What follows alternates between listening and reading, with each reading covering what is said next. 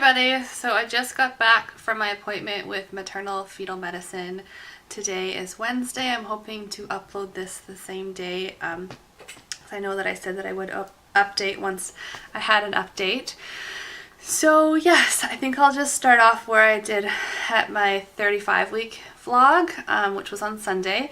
Monday, the next day, I had a non-stress test, and the nurse who was doing it actually had the ultrasound results from the previous ultrasound I had on that Friday. And I believe I think I updated these results on Facebook, but I don't think I've said them in a video. So she actually felt bad. She's like, I feel bad to be the bearer of bad news. Normally your midwife or doctor would tell you these, but you already know the baby is small and I have the results here. I'm like, no, it's fine, it's fine.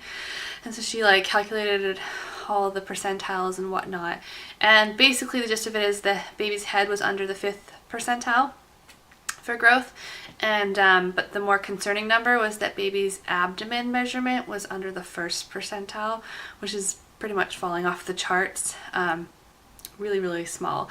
Baby's length was still exactly where it should be for 35 weeks, but yeah, it was the abdomen result that was quite alarming. She also went ahead and did the growth rate between the ultrasound I had in January and this one, and basically it showed that baby grew 9 of the past 31 days.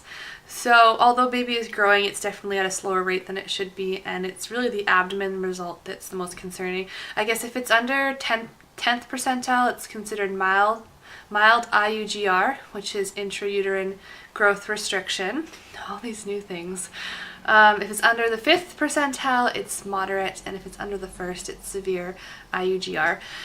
So anyways, baby looked fine on the non-stress test, as he or she normally does, so that's very reassuring. And again, because this wasn't an ultrasound with the specialist, they don't really take it to heart too much. They just really wanted the ultrasound today. So today I had my appointment, like I said, with the Perinatologist at Maternal Fetal Medicine, and my husband was able to join along with me, which was awesome. And this lady was just so awesome. Very informative. She spoke really fast, but I don't know, just very informative and very calming at the same time. And it was kind of like one of those 3D ultrasound places where the big screen was in the room and we could watch what she was doing the whole time. I wasn't in the dark about anything. She talked me through it as she was doing it, and she was actually a lot faster than any other ultrasound I've had before. Usually they're about an hour or so. This was about 20 minutes, I think.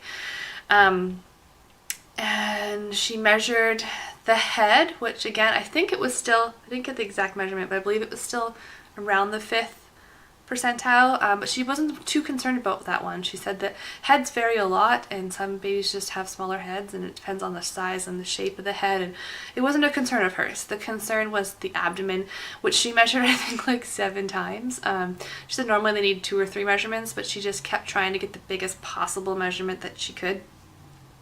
And when I could see it on the screen, it was measuring around 30 weeks, like 29 to 30 weeks, and I'm 35 weeks and 2 days, so it was quite a bit behind. She got a moderate IUGR reading instead of severe, which is good news. She got a little bit of a better reading, but it's still, she said that was the concerning number for sure.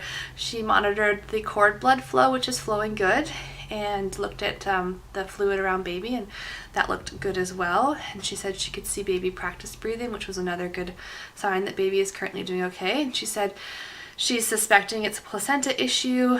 It's really hard to tell on ultrasound how the placenta is functioning and how it's holding up. But just given some of my history, being a celiac and recently being diagnosed with ulcerative proctitis, could impact the way the placenta functions. And the other thing is that I had couple bleeding episodes in the beginning that was a subchorionic hemorrhage that resolved itself. And she said sometimes that the pocket of blood that was behind the placenta the placenta didn't attach to the uterus fully.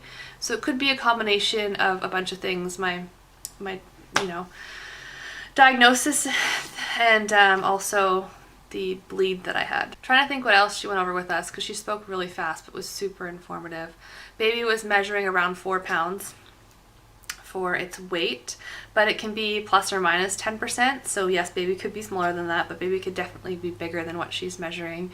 So it's definitely a little peanut. It's still measuring full length, however. It's just a long, really skinny baby with not a lot of fat on it, and she's explaining it to us that generally when the placenta's not working well, babies are smart and bodies are smart, and they take those nutrients and put them to the important places like the brain and the heart and things like that, and that everything looks good on baby. There's no markers that it's a genetic disorder, although it's still on the list. It could be something genetic, but she said it's way far down the list.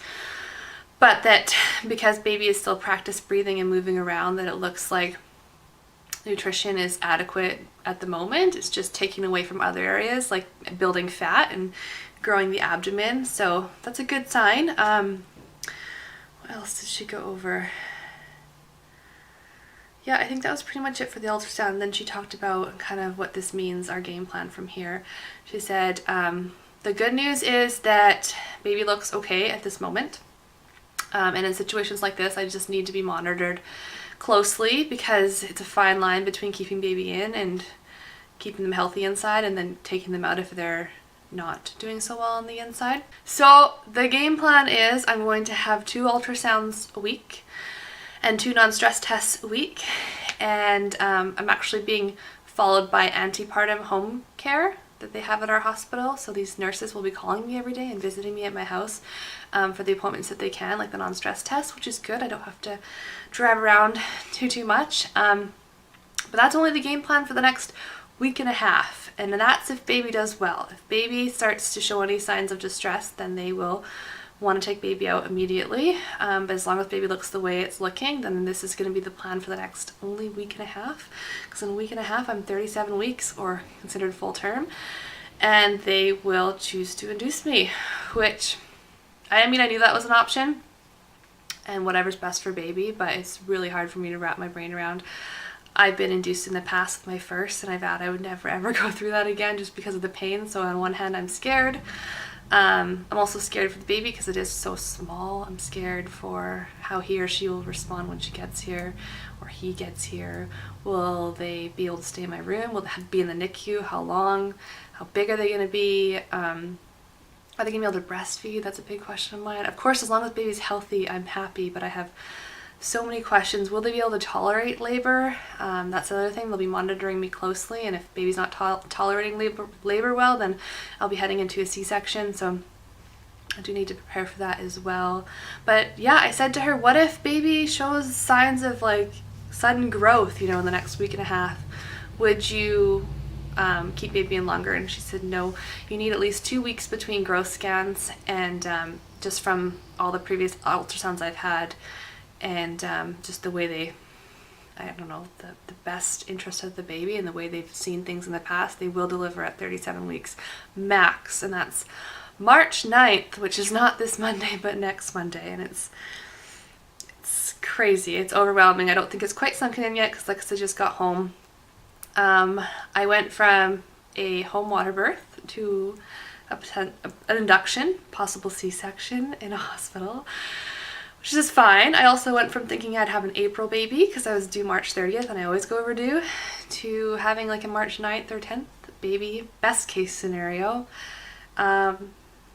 Yeah, so just a lot of things are changing. So some other things that are kind of I'm having to do or get done in the next week and a half. I had my Group B strep test today and some blood work that she had done to check for infections, which she wants to rule out. She doesn't think it's an infection, but she's doing that. I need to register at a hospital because I was planning a home birth. I'm being referred to an OB. That's the other thing. I called my midwives,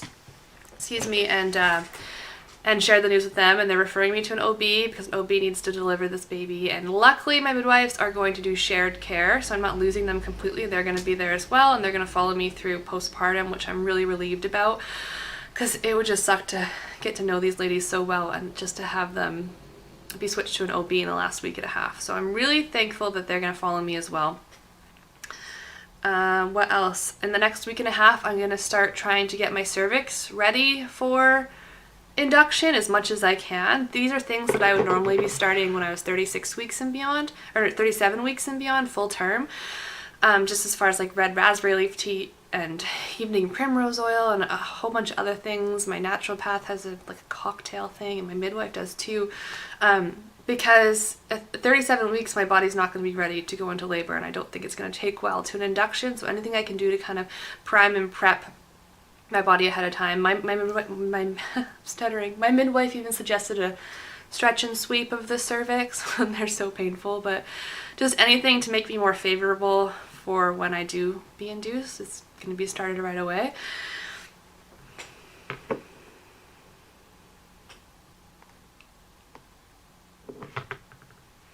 And yeah, other than that, I met with the antepartum home care nurses before I left, and basically told me that I'm essentially on bed rest. I shouldn't be sitting up like I'm videotaping right now, but I can sit up, but not for like prolonged periods of time. I shouldn't be really driving anywhere. I shouldn't be looking after kids if it involves me being on my feet. I should just be laying down as much as humanly possible to try and burn as minimal calories as possible and get as much to baby as possible as I can. So I need to now go look at the next 10 days and find as much help as I can with family and friends to get through it and plan for an induction. So I think that's about it for this update. It's probably super long again.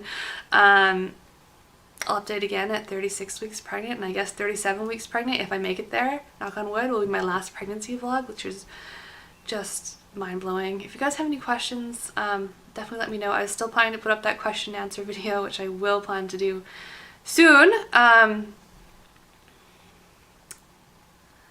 if you have any similar stories to share, if you've ever been induced right at term, like 37 weeks, like super early in my opinion, and let me know how it worked out. Yeah, I'm just really scared of Pitocin after my first. It was not good at all. I'm trying to avoid that at all costs. So any words of advice would be awesome. But at least baby is currently okay, and I'm got a good plan, and I'm being monitored. So that's my update. Thank you guys for watching. Bye.